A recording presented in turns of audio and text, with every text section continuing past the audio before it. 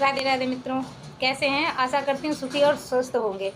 कहते हैं कि ज़्यादा आज़ादी अच्छी नहीं होती है, ज़्यादा आज़ादी अच्छी नहीं होती है, क्योंकि इसका लोग गलत फ़ायदा उठाने लगते हैं। जब तक आप बचपने में रहते हैं, जब तक आपको पता नहीं चलता है कि आप 18 प्लस हो गए हैं, क्योंकि यहाँ से शुरुआत होता है। ऐसा लगता है कि आपने पूरी दुनिया का चुनाव जीत लिया है, पूरी दुनिया पे राज करने वाले बन गए, क्योंकि आप कुछ भी कर सकते हो। भाई, आपको सरकार की तरफ से ऑर्डर मिल गया ना कि आप कुछ भी कर सकते हो।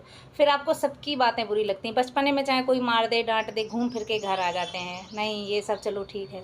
जैसे आप 18 प्लस होते हैं, क्या हो जाता है आपको? कोई ना कुछ कह दिया, घर छोड़ के चले गए, सब कुछ भूल गए। लेकिन एक बात याद रखना हमेशा, जब तक आपकी डोर किसी के हाथ में रहेगी, चाहे पत्नी की पति की हो, चाहे पति की पत्नी में हो, चाहे आपके माँ बाप की हो, चाहे आपकी हो, किसी की भी हो, चाहे बच्चों की डोर माँ बाप के हाथ में हो।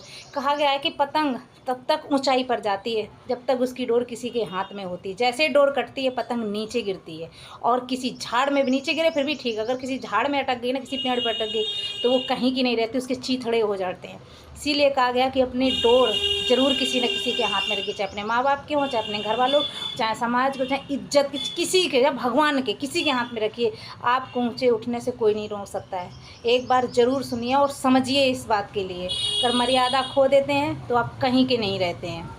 ज़्यादा अपने हक़ का इस्तेमाल हमेशा सही के लिए करिए, मजबूती के लिए, ताकत के लिए, किसी के लिए, गलत के लिए नहीं। राधे राधे मित्रों।